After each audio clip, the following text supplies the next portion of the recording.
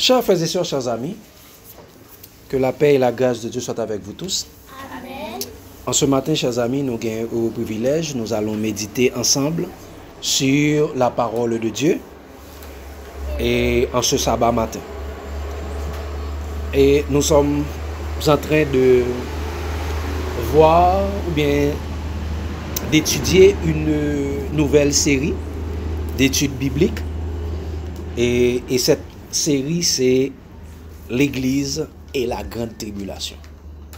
L'Église et la grande tribulation. C'est la série. Mais cette série, nous allons le voir en deux parties. La première partie que nous aurons à voir aujourd'hui, c'est révélation de Jésus sur la grande tribulation. C'est révélation de Jésus sur la grande tribulation. Et comment s'intitule la série encore? L'Église et la grande tribulation. Et chers amis, nous trouvons notre texte de base dans Apocalypse 7, versets 9, 13 et 14. Il nous dit: après cela, je regardai et voici, il y avait une grande foule que personne ne pouvait compter, de toute nation, de toute tribu, de tout peuple et de toute langue. Ils se tenaient devant le trône et devant l'agneau, revêtus de robes blanches et des palmes en leurs mains. Verset 13. Et l'un des vieillards prit la parole et me dit: ceux qui sont revêtus de robes blanches, qui sont-ils et d'où sont-ils venus? Je lui dis: mon Seigneur, tu le sais. Et il me dit: ce sont ceux qui viennent de la grande tribulation. Ils ont lavé leurs robes et les ont blanchis dans le sang de l'agneau. Amen. Et nous prions, chers amis. Tant de Père Céleste, en cet instant, nous gagnons un privilège où nous allons méditer, étudier ta parole. Nous savons que nous n'avons pas la parole facile. Nous savons que nous n'avons aucune intelligence. Toute intelligence et toute sagesse, toute grâce excellente vient de toi, qui est notre Père des Lumières, qui peut nous éclairer de ta gloire, nous remplir de ta connaissance. En cet instant, nous t'implorons de nous accorder ton Saint-Esprit afin de nous enseigner toutes choses et qu'ainsi par ta grâce, nous puissions apprendre, comprendre, appliquer, partager ta parole pour l'édification de notre âme. Au nom de Jésus, nous t'en prions. Amen. Chers amis, l'Église et la grande tribulation, révélation de Jésus-Christ sur la grande tribulation. Chers frères et sœurs, chers amis, s'il y a une chose qui fait couler beaucoup d'encre ou bien dans laquelle il y a beaucoup de séduction, c'est sur la question de la grande tribulation. S'il y a une raison pour laquelle beaucoup de personnes prendront la marque de la bête, c'est sur la question de la grande tribulation. S'il y a pour une question que les hommes prendront l'abomination vaccinale, c'est sur la question de la grande tribulation. Parce que il y a beaucoup d'études. Si vous allez sur YouTube, si vous allez sur Google, si vous passez dans les églises protestantes, chers amis, vous allez voir un ensemble, un panoplie d'études sur la question de la grande tribulation. Laisse-moi partager quelques, parce que généralement, chers amis, d'après les protestants, je ne dis pas les chrétiens, ok, les chrétiens ne sont pas des protestants. Les chrétiens ne sont pas des istes. On l'avait vu, et dernièrement, c'est chrétiens tout court. Donc, tous ceux qui disent is ne sont pas des chrétiens. Ok? D'après les protestants charismatiques, l'Église ne passera pas par la grande tribulation de la fin des temps. Donc pour eux, l'Église ne passera pas par la grande tribulation de la fin des temps. Et ils ont beaucoup écrit sur cela. Et regardons quelques articles qu'ils ont écrits, chers amis. D'après Chemin Vérité, cheminvérité.com, c'est un site protestant. Et le titre c'est « Y aura-t-il un enlèvement et une grande tribulation ?» Y aura-t-il un enlèvement et une grande tribulation? Voici ce qu'il dit de façon très brève. Il dit « L'enlèvement se réfère à un retour secret de Jésus. » Ok? L'enlèvement se réfère à un retour secret de Jésus pour enlever de la terre ses fidèles serviteurs. Et la grande tribulation serait une période de 7 années où le monde entier connaîtra des désastres.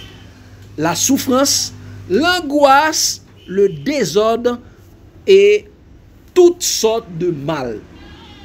Ok? Et toutes sortes de mal. Il dit, l'enlèvement se réfère quoi? À un retour secret de Jésus pour enlever de la terre les serviteurs. Et la grande tribulation serait. Donc, après l'enlèvement de l'Église, après le retour secret de Jésus pour enlever l'Église, eh bien, la grande tribulation viendra. Donc, c'est ça que écrit et les chrétiens protestants et cheminvérité.com. Un autre site vraiment consulté par les protestants, ce site c'est gotquestion.org. Gotquestion.org ou bien gotquestion.org. Le titre, c'est « Quelle est la différence entre l'enlèvement et le retour de Christ ?» Regardez ce qu'il a dit. Il a dit « Le retour de Christ aura lieu après la grande et terrible tribulation. » Et Apocalypse, il met Apocalypse 6, verset Apocalypse 6 à 19. Ok? Beaucoup de textes. Oui, c'est ce qu'il m'a écrit. Il dit, l'enlèvement aura lieu avant la grande tribulation. Il dit, l'enlèvement aura lieu avant la grande tribulation.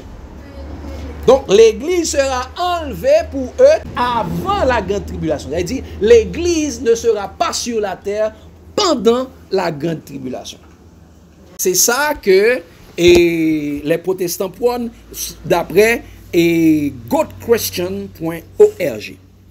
Et d'après Libraces Academy, qui titre son article « L'enlèvement de l'Église ». Cet article est paru le 19 juillet 2021. Voici ce qu'il dit, chers amis. Il dit, avant la grande tribulation, Jésus enlève l'Église et après la grande tribulation, Jésus revient sur terre avec l'Église. Quoi? C'est ce qu'ils ont dit. C'est ce qu'ils ont écrit. Hein? Oui. Jésus a enlevé l'église là avant la grande tribulation et la grande tribulation finie, l'a vini avec elle. OK? Ça c'est ça ils ont écrit. C'est sa conception, c'est sa séduction théologique, c'est sa conception, compréhension théologique yo. De bah là. Et on l'autre site chers amis d'après réveil pour la moisson et depuis le temps de nèg la moisson nous dans qui l'église dans qui titre nous y. Le titre c'est l'église passera-t-elle par la grande tribulation? C'est ça le titre.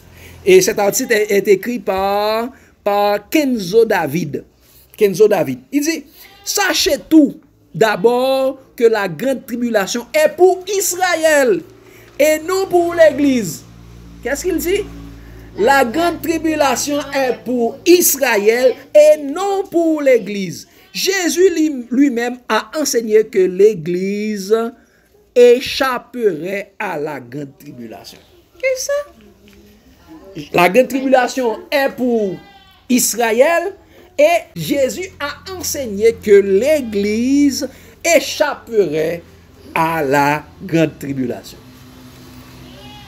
Ok? La grande tribulation, ce n'est pas pour l'église, c'est pour les juifs, c'est pour Israël. Et un autre site encore, dernier site, chers amis, d'après Repentance et sainteté. repentance.org. Repentance et sainteté. C'est un autre site qui a titré son article L'enlèvement de l'Église, retour de Jésus-Christ, l'enlèvement de l'Église, retour de Jésus-Christ. Enlèvement de l'Église, retour de Jésus-Christ.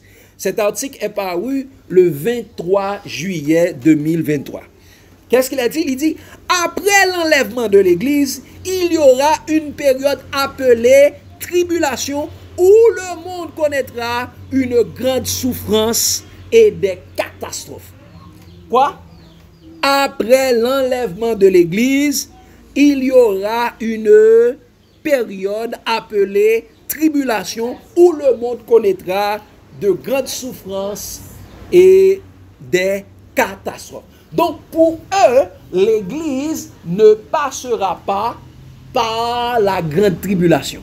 L'Église sera enlevée de la terre pendant la période de la grande tribulation. Pour eux, la période de la grande tribulation, c'est une période de 7 ans.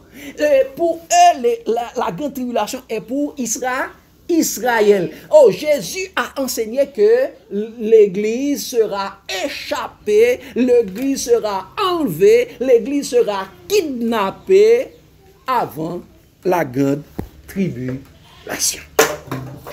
Mes chers amis, Jésus nous a dit, prenez garde que personne ne vous séduise. Donc, chers amis, nous devons prendre garde aux séductions théologiques des hommes. Nous devons faire attention nous devons prendre garde aux séductions théologiques des hommes. C'est pourquoi la parole de Dieu nous dit dans Colossiens 2, verset 8, il est dit, prenez garde que personne ne fasse de vous sa proie par la philosophie et par de vaines tromperies, s'appuyant sur la tradition des hommes et sur les rudiments du monde et non sur Christ. Donc, faites attention que personne ne vous séduise par la philosophie. La philosophie vient du grec philosophia qui veut dire théologie ou théosophie. Prenez garde que personne ne vous séduise par leur théologie, par leur théosophie, s'appuyant quoi? Sur la tradition des hommes. La tradition a pour but d'éliminer les paroles de Dieu, d'annuler les commandements de Dieu. Vous savez que Jésus avait dit aux disciples, par votre tradition, vous annulez la parole de Dieu. Vous êtes en train de suivre des prescriptions des hommes, des commandements des hommes et non Christ. C'est pourquoi, et Paul a dit, s'appuyant sur la rudiment du monde et non sur Christ. Et nous savons, il y a beaucoup de films qui ont été joués sur la question de l'enlèvement secret. The Raptors et Left Behind, The Raptors. Il y a beaucoup de films que Hollywood jouait sur question enlèvement secret. Est-ce que nous comprenons que si Hollywood jouait des films sur enlèvement secret, nous pensons que c'est ça vrai? Hein? Nous pensons que le monde n'a jamais allé dans le bagage que la Bible dit? Non. Donc, et ça fait dit, ils ont appuyé sur les rudiments du monde et non sur Christ. Et non sur Christ. Et ça fait, dans 2 Jean 1er, verset 9, il dit comme ça, quiconque va plus loin et ne demeure pas dans la doctrine de Christ n'a point Dieu. Celui qui demeure dans cette doctrine a le Père et le Fils. Et quiconque vient à vous et n'apporte pas cette doctrine, ne le recevez pas dans votre maison, elle dit dans votre famille, dans votre église, dans votre assemblée, et ne lui dites pas salut, car celui qui dit salut participe à ses mauvaises œuvres. Donc, les hommes nous disent, ah non, l'église ne passera pas par la grande tribulation. L'église et la grande tribulation, c'est pour les juifs. L'église sera enlevée avant la grande tribulation. Jésus a enseigné que l'église ne passera pas par la grande tribulation. Donc, chers amis, nous allons étudier que nous enseigne Jésus sur la grande tribulation. C'est pourquoi le titre de notre méditation, c'est quoi encore? Révélation de Jésus sur la grande tribulation. Révélation de Jésus sur la grande tribulation. Bien avant d'aller plus loin, chers amis, qu'est-ce que la grande tribulation? Ou bien qu'est-ce qu'une tribulation? Ok, chers amis, tribulation vient du grec klipsis, ok? Klipsis. Généralement traduit par tribulation, affliction, tourment, détresse, souffrance, persécution ou bien calamité. Ok? Donc, quand on parle de grande tribulation, ça veut parler de grande détresse, grande persécution, grande souffrance, grande calamité, grande affliction, et j'en passe. Donc, c'est ça qu'on appelle de grande tribulation. Mais il y a une seule grande tribulation. Il y a beaucoup de tribulations, mais il y a une grande tribulation qui est réservée. C'est pourquoi la Bible parle de la grande tribulation. Donc, que nous enseigne Jésus sur la tribulation ou bien sur les tribulations? D'abord, regardez ce que Jésus dit, chers amis, dans Jean 16, le verset 33. Jean 16, le verset 33, Jésus nous dit, c'est un texte que nous connaissons très bien, il a dit, je vous ai dit ces choses afin que vous ayez la paix en moi. Vous aurez des tribulations dans le monde, prenez courage, car j'ai vaincu le monde. Donc Jésus nous enseigne que nous aurons des tribulations dans le monde. Donc ça, c'est ce que Jésus enseigne. On continue. Dans Apocalypse 2, pour ceux qui disent que l'Église ne passera pas par la grande tribulation. Regardez ce que Jésus dit, ou bien par les tribulations. Regardez ce que Jésus dit dans Apocalypse 2, versets 8 à 10. Dans sa lettre écrite à l'église de Smyrne. Et depuis l'église d'Éphèse, l'église des apôtres, il y avait de la tribulation. Nous allons le voir tout à l'heure. Mais dans sa lettre à l'église de Smyrne, la lettre aux 7 églises, regardez ce que Jésus dit. Il dit, écrit à l'ange de l'église de Smyrne. Smyrne veut dire amertume, ou bien bonne odeur. Il dit, voici ce que dit le premier et le dernier. Celui qui était mort et qui est revenu à la vie. Donc, qui est le premier et le dernier? Jésus. Donc, si c'est lui le premier, c'est lui le dernier, donc qui dois-je écouter? Jésus. Parce qu'il est le premier, c'est celui qui connaît tout. Il a dit au verset 9, il dit, je connais ta tribulation et ta pauvreté, bien que tu sois riche. Et les calomnies de la part de ceux qui se disent juifs et qui ne le sont pas, mais qui sont une synagogue de Satan. Ne crains pas ce que tu vas souffrir. Voici, le diable jettera quelques-uns de vous en prison, afin que vous soyez éprouvés et que vous aurez une tribulation de 10 jours. Sois fidèle jusqu'à la mort et je vous donnerai la couronne de vie. De la part de qui l'Église aura et subira la tribulation? Ceux qui se disent juifs et ne le sont pas. Alors que les hommes, les protestants, ou bien par leur théologie, ils disent que la grande tribulation est pour les juifs. Alors qu'il dit, écrit à l'ange de l'église de Smyrne. Je connais ta tribulation et ta pauvreté. Et les calomnies de la part de ceux qui se disent juifs, mais qui ne le sont pas. Est-ce que l'église ne passera pas par la grande tribulation? Elle passera. Les tribulations ne sont pas pour les juifs. Jésus dit, vous aurez des tribulations dans le monde. À qui Jésus parlait? À ses disciples, aux chrétiens, à ses disciples, c'est-à-dire les disciples de Jésus, les christianos. Les disciples de Jésus, vous aurez des tribulations dans le monde. Et chers amis, nous devons savoir que personne ne sera sauvé sans passer par la grande tribulation du dernier temps. Qu'est-ce que je dis? Personne ne sera sauvé sans passer par la grande tribulation du dernier temps. Personne ne sera sauvé. Regardez, on passera par la grande tribulation. Tout le monde passera par la grande tribulation. Regardez ce qu'il a dit. Oui, généralement, on a passé là-dedans, mais nous allons voir tout à l'heure. Et il y a passé par la grande tribulation, il y a subi la grande tribulation. Il y a deux choses différentes.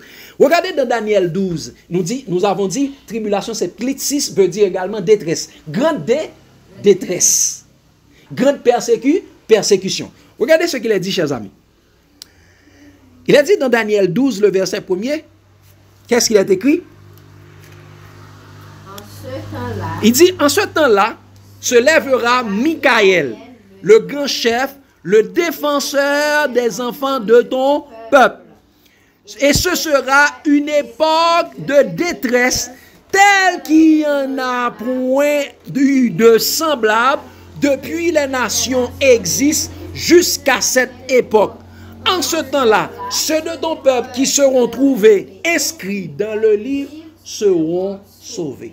Donc, il est dit, il y aura une époque de détresse telle qu'il n'y en a jamais eu. Cette époque de détresse, c'est une époque de détresse sans pareil, sans égal, qu'il n'y a pas de semblable. Et cette époque de détresse, ce sera à la fin des temps. Il dit, en ce temps-là, ceux de ton peuple qui seront trouvés inscrits dans le livre seront sauvés. Donc, c'est la dernière grande détresse. Et parlant de cette détresse, regardez ce que Jésus a dit pour montrer exactement, lorsque Daniel parlait exactement de la grande tribulation ou de la grande détresse. Regardez dans Matthieu 24, verset 20 à 22. Matthieu 24, verset 20 à 22. Donc, on a dit que personne ne sera sauvé sans passer par la grande tribulation. Donc, faites attention, prenez garde que personne ne vous séduise par leur séduction théologique. Regardez ce qu'il a dit. Matthieu 24, verset 20 et 22. 20 à 22. Il a dit, priez pour que votre fuite n'arrive pas en hiver, ni un jour de sabbat. Car alors la détresse sera si grande qu'il n'y en a point eu de pareil depuis le commencement du monde jusqu'à présent, et il n'y en aura jamais.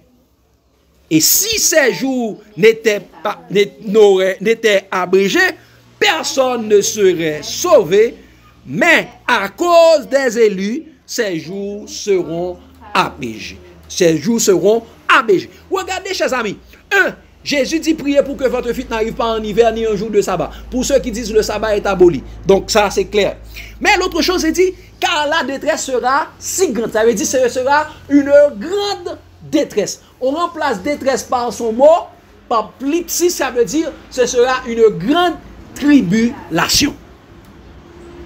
Ce sera une époque d'une grande tribulation, tel qu'il n'y en a jamais eu depuis le commencement du monde jusqu'à présent. Et tout ça, si ces jours, ça n'a pas abrégé, personne ne peut sauver. Ça veut dire, avant la grande tribulation, personne ne sera sauvé. Si ces jours n'étaient pas abrégés, toute personne qui sera en vie, et à ce moment-là, passeront par la grande tribulation. Il dit, si ces jours n'étaient pas abrégés, personne ne serait sauvé. Mais à cause des élus, ces jours seront abrégés. Donc, si à cause des élus, ces jours seront abrégés, c'est parce que les élus seront présents. C'est pourquoi Daniel avait dit, ceux de ton peuple qui seront trouvés inscrits dans le livre seront sauvés. Donc, tout le peuple de Dieu passeront par la grande tribulation. Il n'y aura pas de salut avant la grande tribulation. Mais peut-être, vous pouvez vous dire que, si Dieu va nous laisser passer par la grande tribulation, Dieu est méchant. Mais pourquoi la grande tribulation? Pourquoi les tribulations? Exactement, pour éprouver le peuple de Dieu. Mais nous allons voir le rôle des tribulations pour les chrétiens. le rôle des tribulations pour les chrétiens. Regardez, chers amis, premièrement dans 2 Corinthiens 8, verset 1-2. Il est écrit, nous vous faisons connaître, frères, la grâce de Dieu qui s'est manifestée dans l'église de la Macédoine. Qu'est-ce quoi? La grâce de Dieu qui s'est manifestée dans l'église de la Macédoine. Est-ce que Macédoine c'est une ville d'Israël? Non. Ce n'est pas une ville de Jérusalem. Ce n'est pas une ville de Juda. Donc, Paul est en train de parler avec l'église des païens. Macédoine, c'est une ville grecque. Il dit ça. Au milieu, verset 2, il dit, au milieu de beaucoup de tribulations qui les ont éprouvées, leur joie abondante, leur joie débordante et leur pauvreté profonde ont produit avec abondance de riches libéralités de leur part. Ah, l'église de la Macédoine a subi ou bien doivent subir ou bien est au milieu de beaucoup de tribulations. Pourquoi? Pour les éprouver. Pourquoi? Quel est le rôle des tribulations? Pour éprouver le peuple de Dieu, pour éprouver les chrétiens. Au milieu, verset 2, au milieu de beaucoup de tribulations pour les éprouver. 2 Corinthiens 8, verset 1-2. Et surtout le verset 2. Donc, les tribulations sont là pour éprouver le peuple de Dieu. Et deuxièmement, nous devons savoir que les tribulations sont là comme notre participation aux souffrances de Christ. Quoi? Les tribulations sont comme nos tribulations sont comme notre participation aux souffrances de Christ. Si nous, et il y a un chant qui dit ça très bien, il dit si nous souffrons avec Christ sur la terre, nous régnerons avec lui dans les cieux. Donc avant de régner avec Christ dans les cieux, il faut passer par les souffrances, il faut souffrir avec Christ sur la terre. Regardez ce qu'il a dit, chers amis, dans 1 Pierre 4. 1 Pierre 4, verset 12 à 14. Il a dit, bien-aimés, ne soyez pas surpris comme d'une chose étrange qui vous arrive de la fournaise qui est au milieu de vous pour vous éprouver. Donc la fournaise, c'est la tribulation, ce sont les tribulations qui est au milieu de vous. Pourquoi? Pour vous éprouver. Comme Paul avait dit dans 2 Corinthiens 8, le verset 2, au milieu de beaucoup de tribulations pour qui leur ont éprouvé. Donc les souffrances de la terre, c'est là pour nous éprouver. Les fournaises. Il dit ça, verset 13, il dit, réjouissez-vous au contraire de la part que vous avez aux souffrances de Christ, afin que vous soyez aussi dans la joie et dans l'allégresse lorsque sa gloire apparaîtra. Quoi? Réjouissez-vous. Est-ce que quand nous participons aux souffrances de Christ sur la terre, nous serons aussi dans la joie avec lui lorsque sa gloire apparaîtra, lorsqu'il reviendra dans sa gloire. Donc, il n'y aura pas de salut avant la grande tribulation. Il n'y aura pas d'enlèvement de l'Église avant la grande tribulation. Donc, pour être enlevé avec Dieu, avec Jésus, lorsque Jésus reviendra, il faut que nous passions par les souffrances. Il faut que nous ayons part aux souffrances de Christ. C'est pourquoi Jésus dit, vous aurez des tribulations dans le monde, prenez courage car j'ai vaincu le monde. Et il dit au verset 14, il dit, si vous êtes outragés pour le nom de Christ, regardez, il a dit, si vous êtes outragés pour le nom de Christ, vous êtes heureux, parce que l'Esprit de gloire, l'Esprit de Dieu repose sur vous. Si vous êtes outragé, c'est-à-dire si vous êtes persécuté, si vous êtes, comment on dit ça, si vous avez de la tribulation à cause du nom de Christ, vous êtes heureux. Heureux. Heureux ceux qui sont persécutés pour la justice, car le royaume des cieux est à eux. Heureux serez-vous lorsqu'on vous outragera, lorsqu'on vous persécutera. On dira faussement de vous toutes sortes de mal à cause de moi. Votre récompense, réjouissez-vous et soyez dans l'allégresse, car votre récompense sera grande dans les cieux. C'est ce que Jésus a dit dans le sermon sur la montagne, dans Matthieu 5, versets 10 à 12. C'est extrêmement important que nous devons savoir, chers amis. Et regardez, il dit, si vous êtes persécutés, pourquoi? Pour le nom de Christ. Regardez, toujours dans 1 Pierre 4, regardez le verset 17 à 19. Toujours dans 1 Pierre 4, verset 17 à 19, il a dit, mais regardez, les persécutions, les tribulations, c'est une sorte de jugement de Dieu. C'est le jugement que Dieu permet qui passe au milieu de son peuple, les tribulations qui passent au milieu de son peuple pour éprouver son peuple, pour voir est-ce que son peuple lui sera fidèle même dans la disette. Nous savons que Job avait subi une grande tribulation. Eh bien, c'est ce pari que Dieu est en train de faire, ou bien Dieu laisse faire. C'est ce jugement que Dieu est en train de laisser faire au milieu de son peuple pour éprouver l'intégrité de ses enfants. Pour éprouver l'intégrité de ses serviteurs. C'est le test à passer. Les tribulations. Regardez ce qu'il a dit, chers amis, dans 1 Pierre 4, verset 17 à 19. Il a dit, car c'est le moment, quoi? C'est le moment où le jugement va commencer par la maison de Dieu. Or, si c'est par nous qu'il commence, quelle sera la fin de ceux qui n'obéissent pas à l'évangile de Dieu?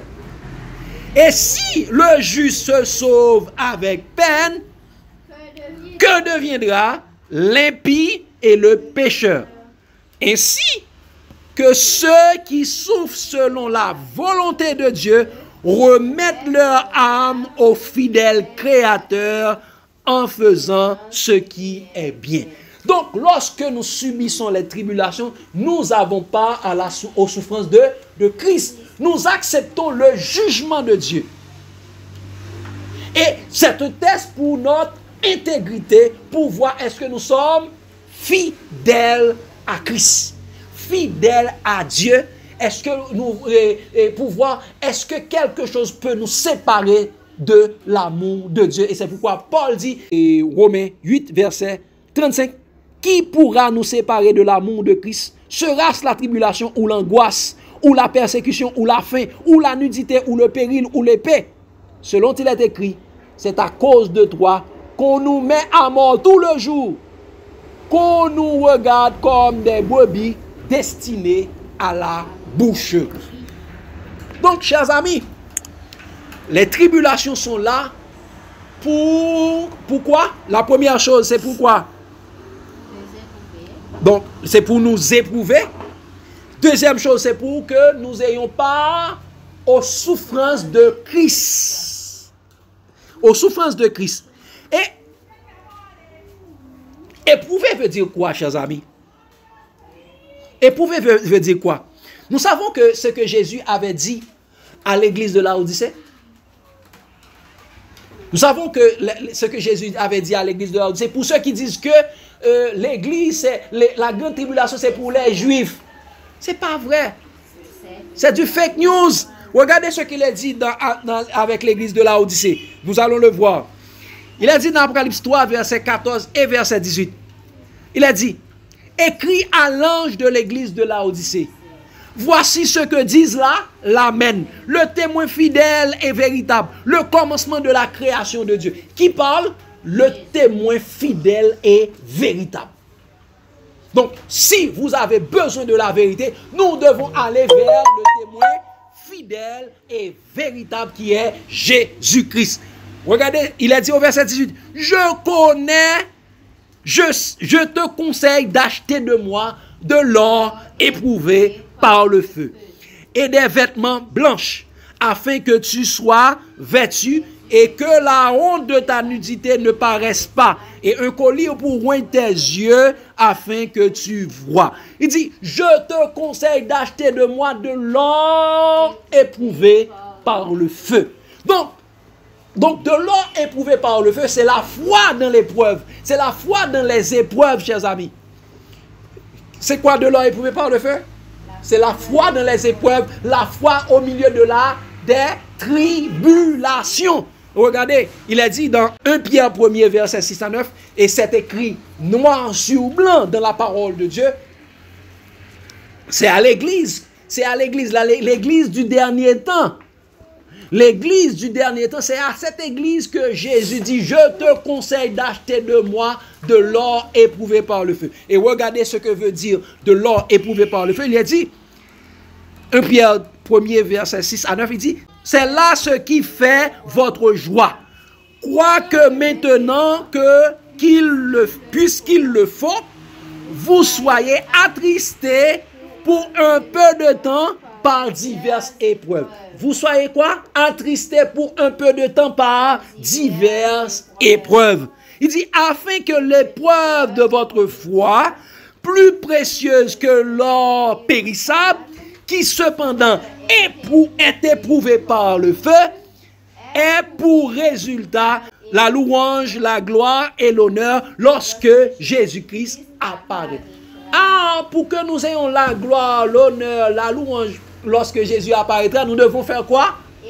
Nous devons être éprouvés par le feu. Donc c'est pourquoi Jésus dit, je te conseille d'acheter de moi de l'or éprouvé par le feu. Verset 8, il a dit, lui que vous aimez, sans l'avoir vu, en qui vous croyez, sans le voir encore, vous réjouissant d'une joie ineffable et glorieuse, parce que vous obtiendrez le salut de vos âmes au prix de votre foi. Pour prix de votre foi, nous serons sauvés. Pour prix de notre foi, nous devons avoir la foi dans les épreuves, ce que nous appelons quoi? De l'or éprouvé par le feu. Donc le rôle des tribulations, c'est pour nous éprouver, c'est pour nous aider, pour nous permettre d'avoir part aux souffrances de Christ avant d'avoir part à la gloire de Jésus-Christ. Donc, chers amis, pas de ciel sans tribulation. Pas de ciel sans tribulation. Chers amis, et nous devons savoir que les chrétiens sont destinés à la persécution. Les chrétiens sont destinés à la tribulation. Nous savons ça. Et Jésus a dit, vous aurez des tribulations dans le monde. Prenez courage, car j'ai vaincu le monde. Et regardez ce que Paul dit dans 1 Thessaloniciens 3, verset 2-3. Il a dit, nous envoyâmes Timothée, notre frère, ministre de Dieu dans l'évangile de Christ, pour vous affermir et vous exhorter au sujet de votre foi. Vous exhorter, vous affermir dans la foi. Il dit, afin que personne ne fût ébranlé au milieu des tribulations présentes. Car vous savez vous-même que nous sommes destinés à cela. Quoi? Nous sommes destinés à quoi? À la tribulation. Nous sommes destinés aux tribulations. Nous devons passer par les tribulations. 2 Thessaloniciens 1er verset 4. Aussi nous glorifions-nous de vous dans les églises de Dieu à cause de votre persévérance et de votre foi au milieu de toutes vos persécutions et des tribulations que vous avez à supporter. Qui ça? L'église de Thessalonique ou bien l'église du dernier temps aura à supporter beaucoup de tribulations. Et ces tribulations viendront de la part des hommes. De la part des hommes. Et nous savons, le jour, lorsque Paul prêchait la parole de Dieu, et à Antioche, Paul, on avait fait quoi? On avait lapidé Paul. On avait lapidé Paul. Regardez ce qu'il a dit dans Acte 14, le verset 21-22. Et Paul, après être lapidé, et on pensait que Paul était mort, et après que les persécuteurs, les malfaiteurs se sont retirés, eh bien, Paul s'était levé et a pris et retourné, et Paul a continué à prêcher. Et regardez ce que Paul a dit, chers amis, dans Acte 14, verset 21-22, il a dit, quand ils eurent évangélisé cette ville et a fait un certain nombre de disciples, ils retournèrent à Lys, à Icône et à Antioche, fortifiant l'esprit des disciples, les exhortant à persévérer dans la foi, disant que c'est par beaucoup de tribulations qu'il faut entrer dans le royaume. Quoi? C'est par beaucoup de tribulations qu'il faut entrer dans le royaume des cieux. Donc, il n'y a pas de salut, il n'y a pas d'entrée dans le royaume des dieux, dans le royaume des cieux, sans passer par les tribulations. Ça, c'est clair. C'est clair, Faye? Oui, ça forme caractère. Et pour vous, ça veut dire c'est former caractère. Faire tourner chrétien qu'on a doué. Nous sommes destinés à cela. Et Jean également a subi la tribulation. Regardez ce qu'il a dit dans l'Apocalypse 1er verset 9. Paul et Jean disent ça. Moi, Jean, votre frère, qui est part avec vous à la tribulation et au royaume, et à la persévérance en Jésus. J'étais dans l'île appelée Patmos à cause de la parole de Dieu et du témoignage de Jésus. Nous serons persécutés à cause de la parole de Dieu et du témoignage de Jésus. Parlez plus fort, Doël, Fayou. Est-ce que chrétiens ont attribué à la tribulation ou bien c'est un mot ça nous te dit? Destiné. Destiné? Oui. Eh bien, qui je fais enseigner moun les chrétiens ou pas jamais là que c'est à la tête ou à pied ou à tout en haut ou pas jamais bagaille. Pour que ça ont instruit un chrétien faible comme ça. Un chrétien était supposé toujours fort parce que normalement d'après disciples pas comme si on mangeait comme si chrétien pas ton païa il y a un pailloté lourd. Malgré comme si on te gagné ça pour te faire des bagages y a fait, mais comme si tout à fait y a fait pour bon Dieu te fait et puis les arrivé parce que même que ou bien l'or pour arriver mission finie parce que yo te choisi pour bien déterminé disciple ça. Mais pour que ça n'est pas même ligne ça pour te suivre que c'était supposé toujours dire parce que de nos jours que nous voyons petit bagages fait nous troubler petit bagaille comme si craser moral nous c'est que comme si on dit malgré nous connaît et chrétiens destinés à la tribulation à venir mais comme si on dit pour nous même dans corps nous dans chair nous c'est comme si tribulation ça vient trop vite ou bien pas de venir comme ça en bonne bail. Comment ça se fait parce que normalement nous destinés à la tribulation ça veut dire son bagage nous t'es supposé nous depuis qu'on est à l'église nous t'es supposé connaître depuis nous convertis alors nous t'es supposé connaître. OK. Merci un peu Fayou par rapport avec question là et généralement Jésus répond à question là dans Matthieu 24.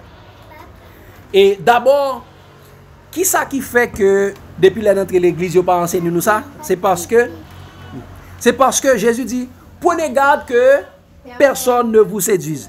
Regardez le verset 5 ça, car plusieurs viendront sous mon nom disant c'est moi qui suis le Christ et ils séduiront beaucoup de gens.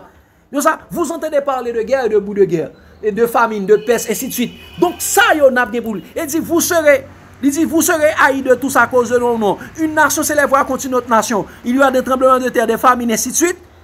Il dit, tout cela ne sera que le commencement des douleurs. Alors, on vous livrera au tourment Et tourment, nous te tourment veut dire persécution. On vous livrera au tourment. Nous te tourment veut dire également tribulation. On vous livrera au tourment et on vous fera mourir. Et vous serez haïs de toutes les nations à cause de mon nom. Alors aussi, plusieurs succomberont et ils se trahiront et haïront les uns les autres. Mais voici la réponse. Voici pourquoi les hommes ne vous enseignent plus ça. Ils vous enseignent un autre évangile. Regardez, il a dit, verset 11. Plusieurs faux prophètes s'élèveront et ils séduiront beaucoup de gens. Et parce que l'iniquité sera accrue, la charité du plus grand nombre se refroidira. Mais celui qui persévérera jusqu'à la fin sera sauvé. Elle dit, cette bonne nouvelle du royaume sera prêchée dans le monde entier pour servir de témoignage à toutes les nations. Alors viendra la fin. Ça veut dire quoi? C'est ceux qui ne vous disent pas que les chrétiens sont destinés à la persécution. Ce sont des faux prophètes qui prêchent un autre évangile, l'évangile anathème. Donc nous sommes destinés à la persécution. Vous aurez des tribulations dans le monde. Nous sommes destinés à la tribulation. Mais les gens, pour séduction, avec leur évangile, avec l'évangile plume pour yo, l'évangile plume pour yo, yo dit ah ou pas pour subir problème ça. Et ça fait des problèmes. Ah non, ça va changer. Non, c'est pas vrai. Mais c'est la bagarre là, abcès à péter dans figure. Et c'est abcès ça qui commence à éclater dans figure. Donc, en pile te dit non, nous pas subir tribulation, mais jodi a commence à subir des bagarres là qui est extrêmement difficile. Ah, yo dit et kounya ça fait yo dit kounya et faut l'église prend la reine de l'État. Il dit reine l'État, il dit il a pas commencer gouverner l'État. Et ça fait l'église pour le chita, la femme pour le chita sur la bête. Écarlate. Donc, chers amis, l'église passera par la grande tribulation, mais l'église ne subira pas la grande tribulation. Qu'est-ce que je dis? L'église passera par la grande tribulation, mais l'église ne subira pas la grande tribulation. Ok? Il y a beaucoup de tribulations, mais il y a la grande tribulation. L'église passera par la grande tribulation, mais l'église ne subira pas la grande tribulation. Nous allons expliquer. Daniel 12, verset 1er. Regardez bien ce que Daniel dit. Encore. En ce temps-là, se lèvera Michael, le grand chef, le défenseur des enfants de ton peuple, et ce sera une époque de détresse telle qu'il n'y en a point eu de semblable depuis les nations existent jusqu'à cette époque. En ce temps-là, ceux de ton peuple qui seront trouvés inscrits dans le livre seront... Qu'est-ce qu'il dit? Pendant la période de la grande détresse, qu'est-ce qui se passera? Michael se lèvera. Et qui est Michael? Michael, c'est le défenseur de ton peuple. C'est Jésus-Christ le défenseur. Donc, pendant la grande tribulation, Jésus se lèvera. Et pour nous défendre. C'est un... Donc, ça lever par contre veut dire retourner. Jésus a levé pour capable défendre nous. Et lever, Jésus pour lever pour défendre nous, nous parlons ça pile. Nous parlons ça avant, ça a son suite. Et donc, il dit, en ce temps-là, Michael se lèvera pour nous défendre. Donc, afin que les chrétiens ne subissent pas la grande tribulation, la grande détresse. Il se lèvera pour nous défendre. Donc c'est ça, c'est-à-dire que avec la grande tribulation manquera la fermeture de la porte de la grâce. La fin du ministère de Jésus dans le sanctuaire céleste. Jésus se lèvera. Il se lèvera pour régner. Et c'est pourquoi, chers amis, quand Jésus se lève, ça veut dire quoi? Jésus se lève pour sceller ses enfants. Jésus se lèvera pour faire quoi? Pour sceller ses enfants. C'est ça ce qui est écrit, chers amis, dans Apocalypse 7, verset 1 à 4. Regardez dans Apocalypse 7, verset 1 à 4 pour voir et pour pouvoir mieux comprendre ce qui est dit dans Daniel. Donc, l'Église passera par la grande tribulation, mais l'Église ne subira pas la grande tribulation. Ou bien, les chrétiens passeront par la grande tribulation, mais les chrétiens ne subiront pas la grande tribulation. Nous allons voir. Il a dit, après cela, si après cela, il y a quelque chose qui a été dit avant. Jésus, il a dit, après cela. Regardez ce qu'il a dit, comment le chapitre 6 était terminé. Il a dit, est venu. Ah, le grand jour de sa colère est venu. Qui peut subsister? Et nous songeons ça, Jésus dit ça. Si quelqu'un adore la bête et son image, il boira lui aussi du vin de la fureur de Dieu, versé sans mélange dans la coupe de sa colère. Eh bien, c'est la question. Il a dit, qui peut subsister? Eh bien, regardez, c'est pourquoi il est écrit dans Apocalypse 7, verset 1 à 4, disons ça. Après cela, je vis 4 anges debout aux 4 coins de la terre. Ils retenaient les 4 vents de la terre, afin qu'il ne soufflât point sur la terre, devant sur la terre, ni sur la mer, ni sur aucun arbre. Et je vis un autre ange qui montait du côté du soleil levant et qui tenait le sceau du Dieu vivant. Il cria d'une voix forte aux 4 anges à qui de faire du mal à la terre et à la mer et dit. Donc, qu'est-ce qu'il a dit? Qu'est-ce qui est écrit? Il y avait un ange qui tenait le sceau du Dieu vivant. Qui est cet ange encore? Qui a la responsabilité de sceller les serviteurs de Dieu? C'est le Saint-Esprit. Il tenait que quoi? Le sceau du Dieu vivant. Il a dit, ne fais point de mal à la terre et à la mer, jusqu'à ce que nous ayons manqué du sceau le front des serviteurs notre Dieu. Et j'entendis le nombre de ceux qui avaient manqué du sceau, 144 000 de toutes les tribus fils d'Israël. Donc, chers amis, avant la grande tribulation, qu'est-ce qu'il y aura avant? Le scellement. Les serviteurs de Dieu seront scellés. Et c'est à partir de cet scellement que les serviteurs de Dieu pourront passer par la grande tribulation. La grande tribulation n'aura aucun effet sur eux. Et c'est pourquoi il est dit au verset 9 et 13 et 14, ce que nous avons lu au commencement. Il est dit, chers amis, après cela, je regardais et voici, il y avait une grande foule, verset 9, toujours Apocalypse 7. Il y avait une grande foule que personne ne pouvait compter, de toute nation, de toute tribu, de toute langue, et de tout peuple et de toute langue. Ils se tenaient devant le trône et devant l'agneau, revêtus de quoi? Revêtus de robes bleues, blanches, et des palmes dans leurs mains. Et verset 13, et l'un des vieillards me dit, et l'un des vieillards prit la parole et me dit, ceux qui sont revêtus de robes blanches, qui sont-ils et d'où sont-ils venus? Je lui dis, mon Seigneur, tu le sais. Et il me dit, ce sont ceux qui viennent de la grande tribulation. Ils ont lavé leurs robes et les ont blanchis dans le sang de l'agneau.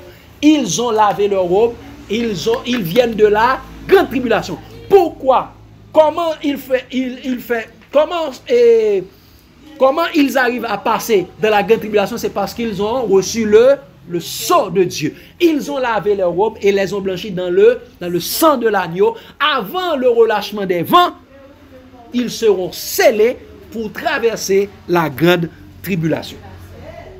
Donc, les chrétiens passeront par la grande tribulation, mais ne subiront pas la grande tribulation.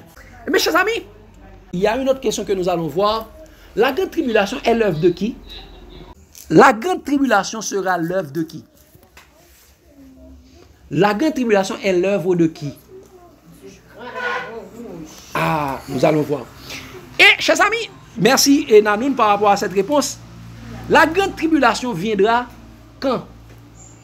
Après le relâchement des 80 de la terre.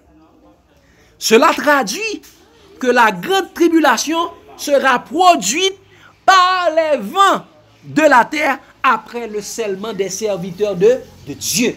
La grande tribulation viendra quand? Après le relâchement des vents, après le scellement. Donc, c'est-à-dire que ce sont les vents de la terre. On va dire quoi? Ce sont quoi?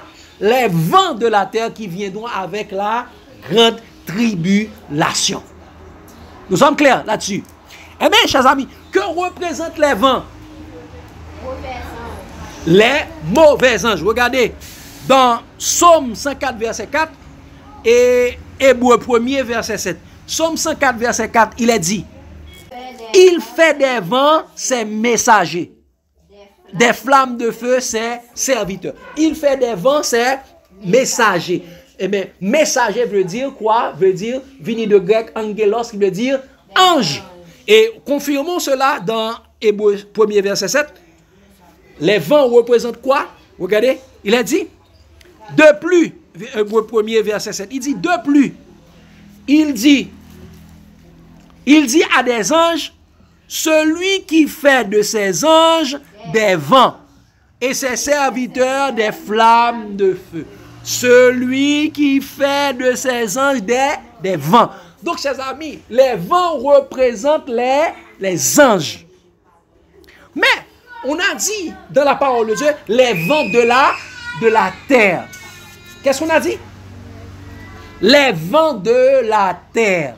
Et les vents de la terre représentent les anges de la terre. Et qui sont ces anges de la terre?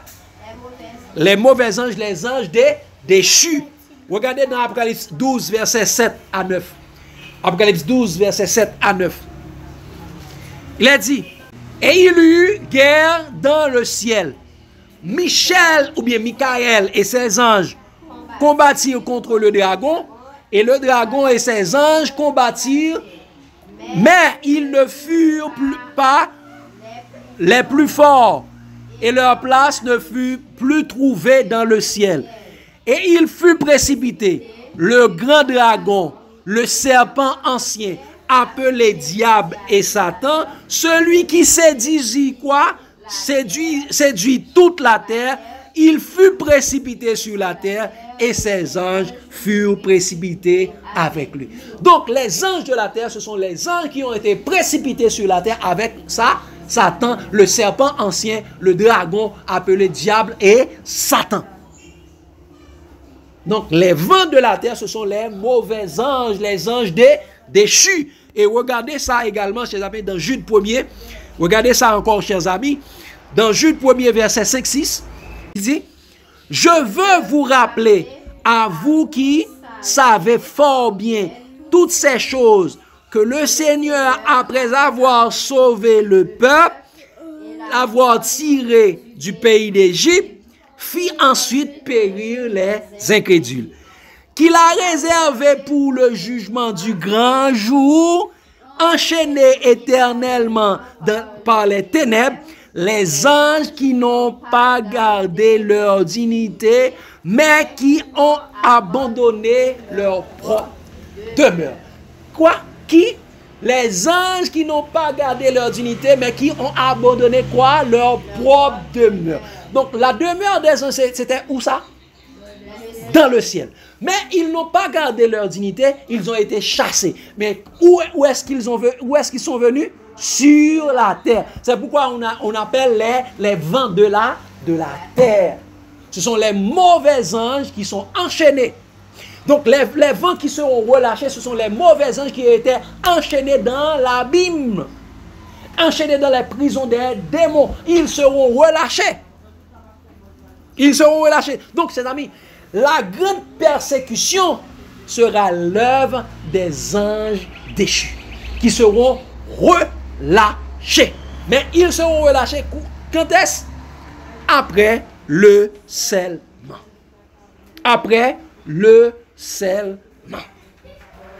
Donc, c'est ça, chers amis. Hein? Non, Jude 1er, verset 5-6. Donc, parle fort. Si on dit que ça, le jugement commence et la Bible dit ça. Oui. Le jugement commence par la maison de Dieu.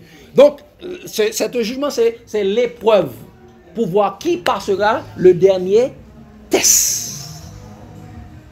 Et mes chers amis, nous voyons que l'Église passera, ou bien les enfants de Dieu, les chrétiens passeront par la grande tribulation, mais ne subiront pas la grande tribulation. Et de qui sera la grande tribulation? Qui fera la grande tribulation? Donc, les mauvais anges. Les hommes nous donneront des tribulations, mais il y a une grande tribulation qui est réservée. Mais ce sont les anges déchus qui fera cette grande tribulation, qui feront ce qu'on appelle la moisson. La grande tribulation, c'est la moisson de Satan. Qu'est-ce que je dis? La grande tribulation, c'est la moisson de Satan. Mais, la question maintenant, c'est qui subiront la grande tribulation? Quelle est la question? Qui subiront la grande tribulation? Alors que nous avons dit que l'Église passera par la grande tribulation, mais ne subira pas la grande tribulation. Donc, on reste sur cette question. Qui subiront la grande tribulation? On prend une pause pour tout à l'heure et on se reverra tout à l'heure pour la suite de cette étude, l'Église et la grande tribulation 1, révélation de Jésus sur la grande tribulation. Que Dieu vous bénisse abondamment, chers amis. L'amour de Christ nous presse.